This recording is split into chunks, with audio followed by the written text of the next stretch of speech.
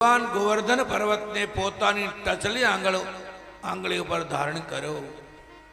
ભગવાનનું એક નામ પડ્યું શ્રી ગોવર્ધનનાથ.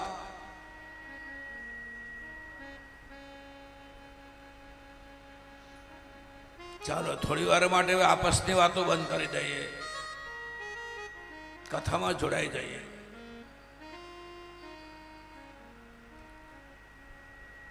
એક ચિત્ત સાથે કથા સાંભળશો તો જ કથાઓના અર્થને પામી શકશો, નહીં તો કથા ઉપરથી ચાલી જશે. ભગવાન જેવી જેવી લીલા કરે ને એવા એના નામકરણ સંસ્કાર થાય. દામણાથી બંધાયા તો દામોદર કહેવાયા, માખણની ચોરી કરી તો માખણ ચોર કહેવાયા. એમ ગોવર્ધન પર્વતને ધારણ કર્યો એટલે ભગવાનનું એક નામ પડ્યું શ્રી ગોવર્ધનનાથ.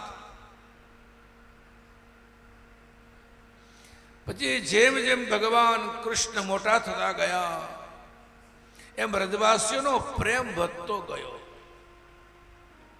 એક સમય એવો આવ્યો કે પ્રત્યેક ગોપીઓ જ્યાં સુધી કૃષ્ણના દર્શન ન થાય ત્યાં સુધી એનું ચિત્ત પોતાના ઘરકામમાં પણ ન લાગે. આ પરિસ્થિતિ થવા લાગી.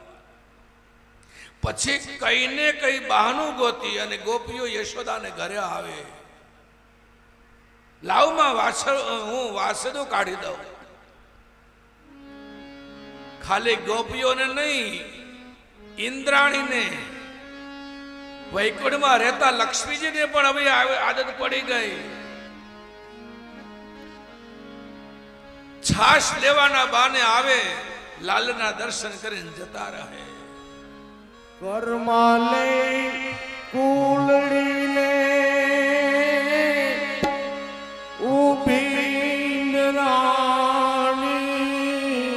ઇન્દ્રાણી છાશ લેવા આવે નંદાલયમાં. માળી મારે તેથી એ ભરવા છે તારા જોન પાણી.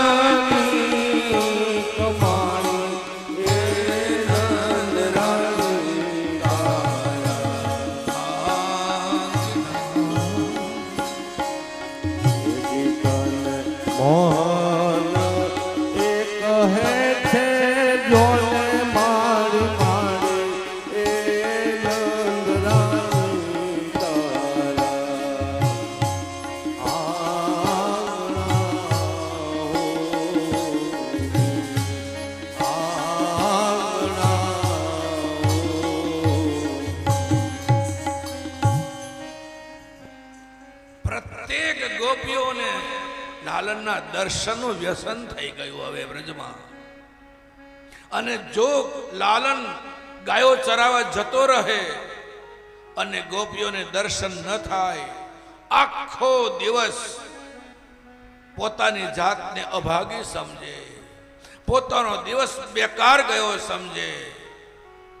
પછી એ જ ગોપી જ્યારે ગાયો ચરાવીને ધણ પાછો આવવાનો સમય થાય ને, ગૌધન પોતાના દરવાજે પોતાના આંગણાની બહાર ઊભી રહી જાય, કેવલ અને કેવલ લાલાના દર્શન કરવા માટે.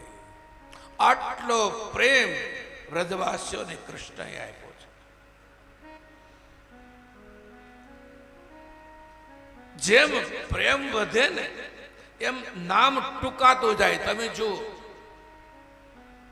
બધી ગોપીઓ કૃષ્ણને કે એલા તારું આવડું મોટું નામ શ્રી ગોવર્ધનનાથ, આ તને બોલાવો કેમ અમારે?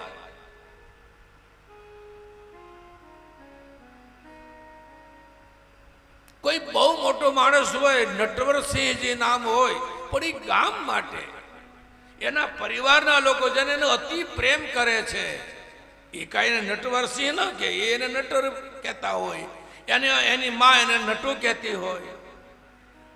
પ્રેમ વધે એમ નામ ટૂંકાતું જાય. બરાબર. બધી જ ગોપીઓએ મળીને કનૈયાને કહો, કનૈયા આ તારું નામ થોડું ટૂંકું કર ને. શ્રી ગોવર્ધન નાથજી. કેટલું મોટું છે. કન્યાએ કોઈ કામ કરો, આમાંથી ગોવર્ધન શબ્દને બહાર કાઢી નાખો એટલે ભગવાનનું નામ પડ્યું શ્રીનાથજી. શ્રીનાથજી બાબા. એનાથી પ્રેમ વધ્યો ગોપીઓનો. એ કનૈયા હજી થોડું ટૂંકું કરી આપને, હજી મોટું લાગે બોલે હા ચાલો નાથ શબ્દને બહાર કાઢી નાખો. નાથ શબ્દને બહાર કાઢી નાખ્યો. ભગવાનનું એક નામ રહ્યું શ્રીજી.